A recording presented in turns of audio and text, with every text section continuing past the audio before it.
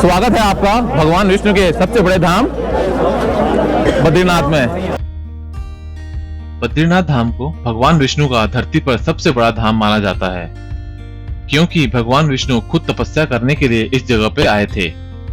महाभारत युद्ध के कुछ सालों बाद पांडव पंच केदारों में भगवान शिव के दर्शन करके बद्रीनाथ आए।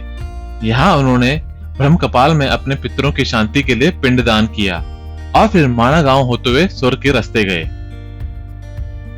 पिछली वीडियोस में हमने आपको पंच केदारों की यात्रा करवाई थी। इस वीडियो में बद्रीनाथ धाम के दर्शनों के साथ हम देखेंगे भगवान विष्णु के चरण पादुका, ब्रह्मकपाल, माणा गांव और स्वर्ग रोहिणी के रास्ते में पड़ने वाला वसुधरा फॉल।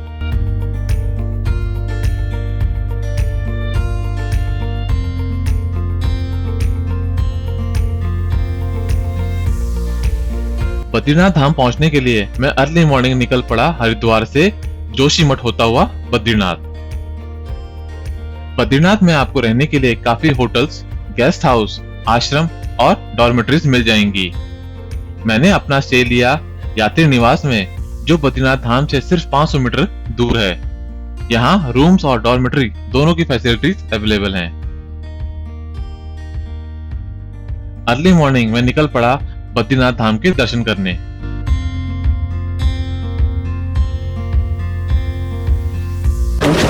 तो ये देखिए, यहाँ पे तीन मेन चीज हैं, बद्रीनाथ जी का मंदिर, तप्त कुंड और ब्रह्मकपाल।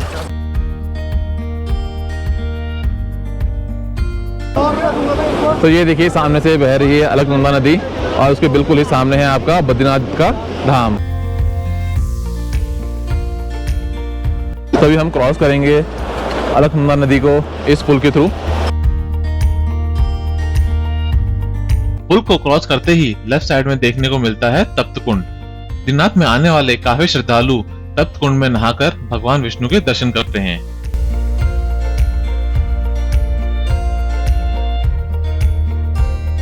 बद्रीनाथ धाम नर और नारायण पर्वत के बीच और अलकनंदा नदी के किनारे में बसा हुआ भगवान विष्णु को समर्पित एक ऐसा मंदिर है जहां हर वर्ष लाखों भक्त मोक्ष की प्राप्ति और शांति के लिए आते हैं। कहा जाता है भगवान विष्णु सतयुग के समय तपस्या के लिए यहाँ पे आए थे।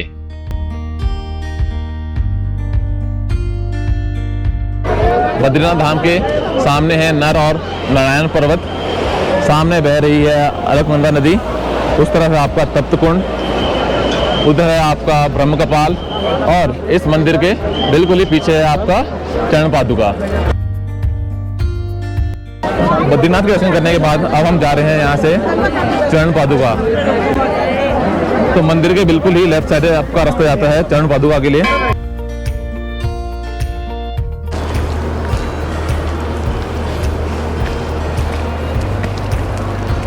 तो हम निकल चुके हैं चरण पादुका के लिए। तो मैं लगभग 500 मीटर चल के ऊपर आ चुका हूँ और यहाँ से आप देखिए कितना सुंदर व्यू दिखाई दे रहा है पूरे बद्रीनाथ का। तो वहाँ पे है आपका मंदिर, वहाँ से आ रही है आपकी अलकनंदा नदी।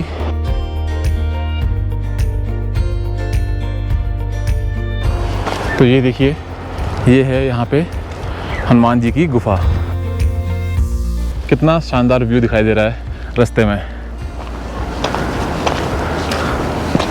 और इस ट्रैक में आपको ज़्यादा भीड़ भी नज़र नहीं आएगी, तो आप ये ट्रैक बहुत ही शांति से कर सकते हैं। तो मैं आपको रिकमेंड करूँगा, जब भी आप बद्रीनाथ के दर्शन करने आएँ तो आप यहाँ पे ज़रूर आएँ। तो यहाँ पे आके आपको बिल्कुल एक अलग ही अलौकिक शांति का अनुभव होगा।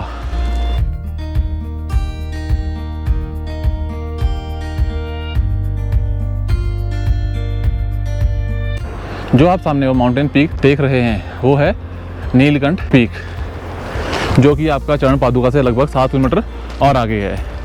तो काफ़ी लोग वहाँ पे भी ट्रैक करके जाते हैं, बट आज हम वहाँ तक नहीं जा पाएंगे। आज जो हमारा टारगेट है वो सिर्फ चरण पादुका ही है।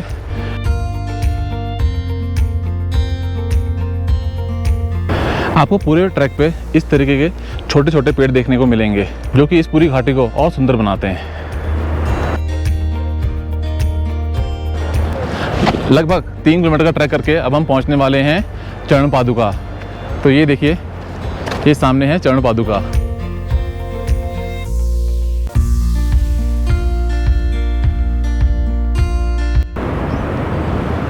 तो हम पहुंच गए हैं चरण पादुका।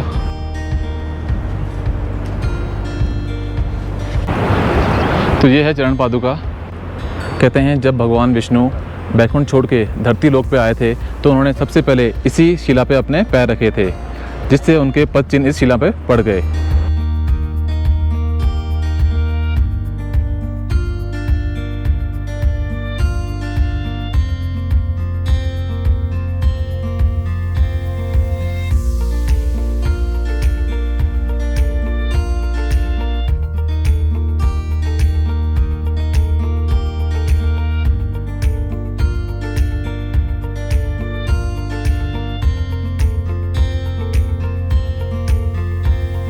और इस चरण पादुका से बिल्कुल ही सामने आपको दिखाई देते हैं नीलकंठ पर्वत के बहुत ही शानदार व्यू।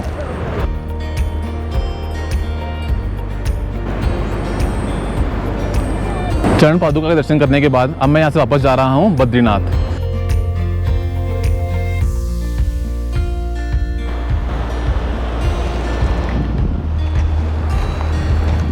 तो मैं वापस निकल चुका हूँ बद्रीनाथ के लिए।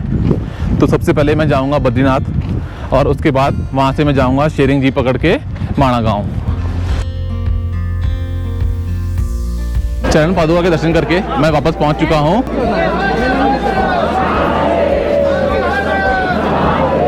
तो यहाँ से अब हम जा रहे हैं आगे ब्रह्म कपाल, जो कि फेमस है पिंडदान के लिए।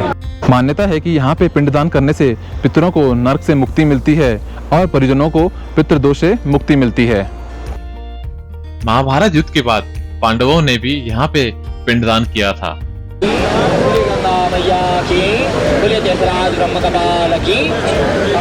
बद्रीनाथ से अब मैं जा रहा हूँ शेयरिंग जीप से माणा गांव।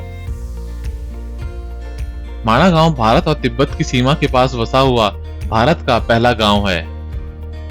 माणा गांव का इतिहास महाभारत काल से जुड़ा हुआ है। कहा जाता है पांडव जब स्वर्ग जा रहे थे तब वे इसी गांव से निकले थे। माणा गांव में देखने के लिए 5 पॉइंट्स हैं। सबसे पहले आते हैं गणेश गुफा और व्यास गुफा। व्यास गुफा से वेद व्यास जी ने महाभारत को मौखिक रूप से बोला था और नीचे गणेश गुफा में बैठे भगवान गणेश ने इसे लिखा था। तो वहाँ पे देखिए, वहाँ पे हो रहा है 2 नदियों का संगम। यहाँ से आ रही है सरस्वती नदी और उस तरफ से आ रही है अलकनंदा नदी।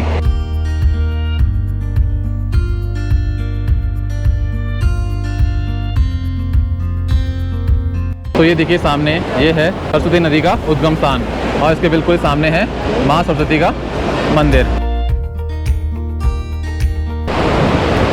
तो वो देखिए, वो है माँ सरस्वती का मंदिर। उस तरह से माँ सरस्वती का उद्गम हो रहा है। ये है आपका भीम पुल। तो यहीं से शुरू होता है वसुधरा का ट्रैक, जो कि है 5 किलोमीटर।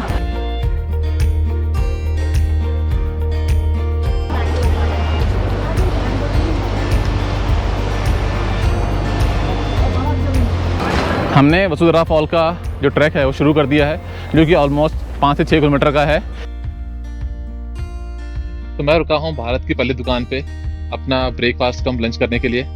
तो ये देखिए, मैंने ऑर्डर किया है आलू का पराठा और बुराज का जूस। खाना खा के अब हमने अपना ट्रैक शुरू कर दिया है वसुधरा फॉल के लिए। तो वसुधरा फॉल अब यहाँ से ऑलमोस्ट 5 किलोमीटर दूर है।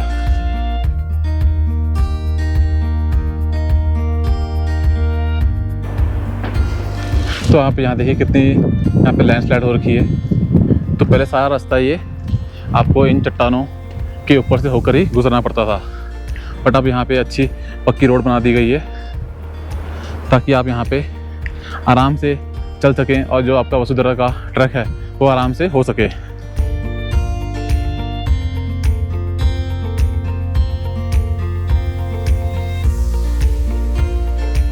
तो मॉनसून के बाद का जो ट्रैक है उसको करने का सबसे बड़ा फ़ायदा ये है कि आपको जो भी सारे पहाड़ हैं वो बिल्कुल आपको हरे भरे दिखाई देंगे। जो सारी आपकी नदियां हैं वो भी आपको बहती हुई दिखाई देंगी। अब पक्का मार्ग ख़त्म हो गया है। अब देखिए, अब हमें इस तरीके के मार्ग से होके जाना पड़ रहा है। तो जितना जितना हम ऊपर ऊपर जा रहे हैं उतनी उतनी आप देखेंगे पहाड़ों से सारे पेड़ गायब हो रहे हैं।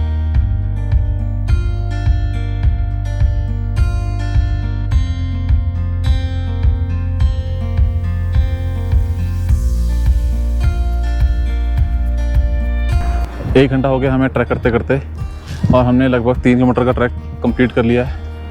और 3 किलोमीटर का ट्रैक करने के बाद आपको एक छोटा सा शॉप दिखाई देगी, तो आप यहाँ पे रुक के कुछ खा भी सकते हैं और उसके बाद फिर अपने जो बचा हुआ 2 से 3 किलोमीटर का ट्रैक है उसको फिर आगे बढ़ा सकते हैं। अभी एक छोटी सी वैली आई है, इसको अभी हमें क्रॉस करना है और इसको क्रॉस करने के बाद फिर हम जाएंगे आगे।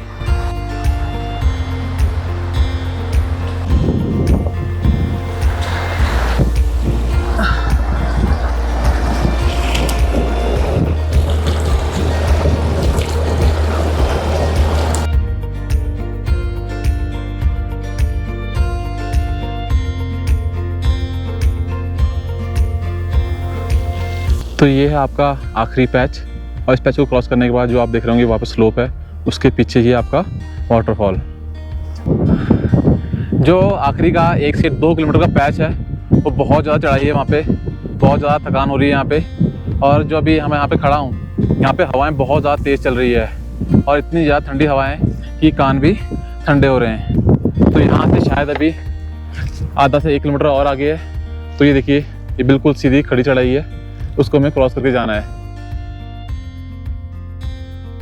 वसुंधरा फॉल तक का ट्रैक काफी सुंदर है, जो खूबसूरत घास के मैदानों और चट्टानी इलाकों से होकर गुजरता है।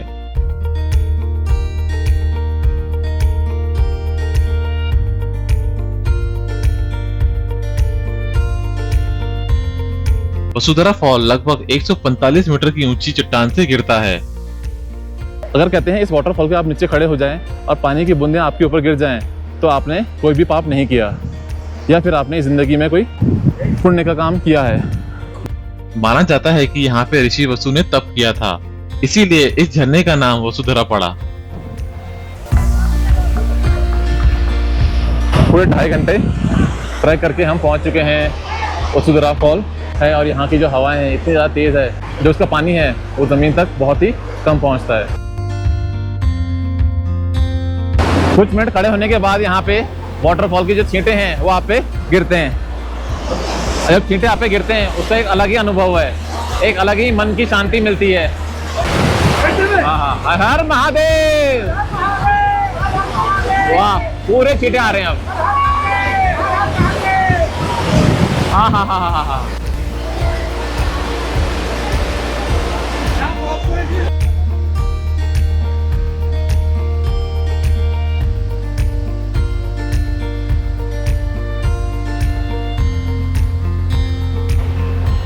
तो आधा घंटा यहाँ पे रुकने के बाद अब मैं यहाँ से वापस जा रहा हूँ माड़ा गांव। तो चलिए यहाँ से चलते हैं अब वापस।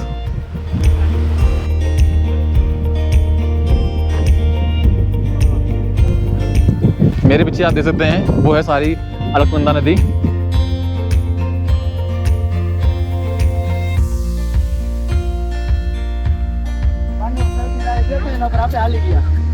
साढ़े 4 बज गए हैं और मैं पहुंच चुका हूं अपने ट्रैक के स्टार्टिंग पॉइंट पे।